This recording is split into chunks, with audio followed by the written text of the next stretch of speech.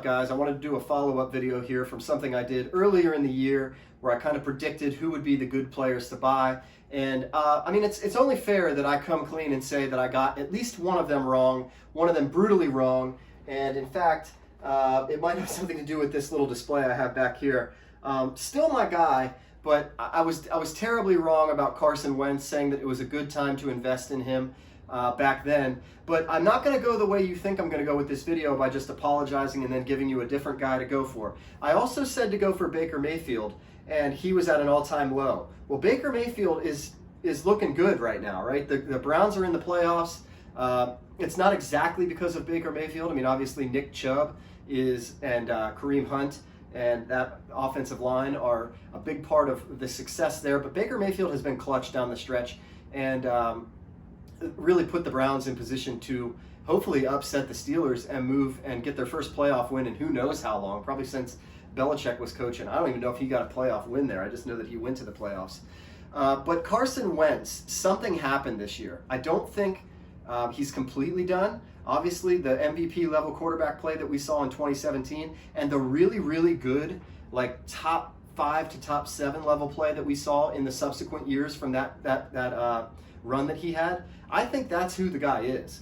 But something has irked this guy, and I don't know if it's mental toughness or what. You can kind of debate whether you think he's, a mentally weak guy or whatever. But when the chips are all there, when everything's aligned, he's a really good player. And if he ends up going to another team, I think that the Eagles are going to regret getting rid of him, because I'm not 100% sold on Jalen Hurts, even though I've been investing heavily in Jalen Hurts.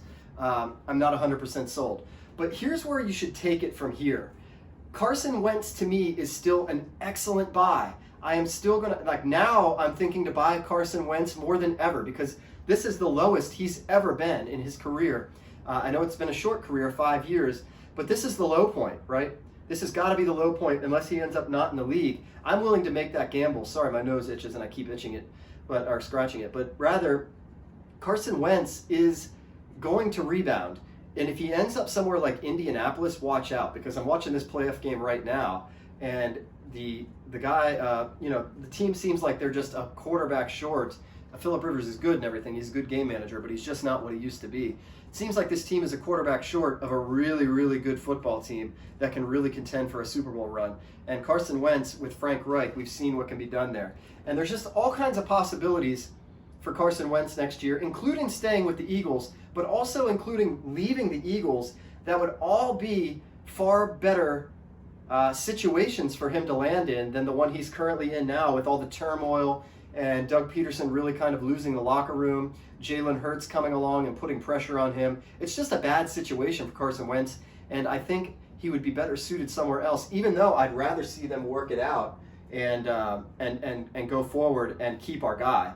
But what I'm trying to tell you is that Carson Wentz isn't done.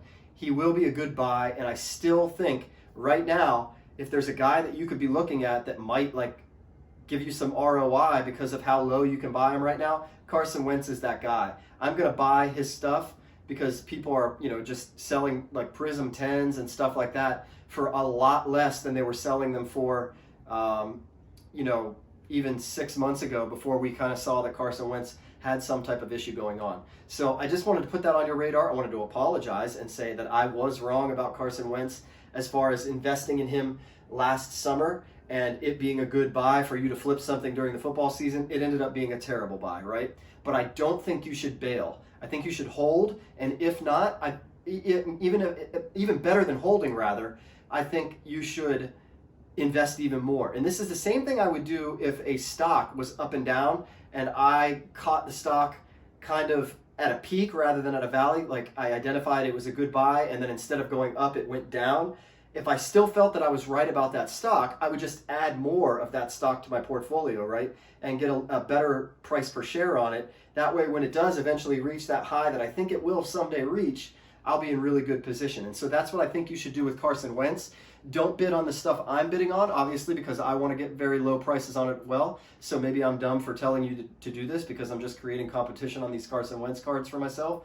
But I really think that Carson Wentz is a good buy right now. And I do think that he will rebound. And I do think that eventually this will look like a really smart play. So hopefully you got some value out of this video. Hopefully it gave you some ideas. Maybe it's not even Carson Wentz. Maybe you're like, hey, I like the idea, just not the player. I'm going to go apply that to somebody else and really invest hard into a guy that's kind of down and out right now. I don't know, like a Marcus Mariota. I don't know who you like, but I just wanted to put that on your radar.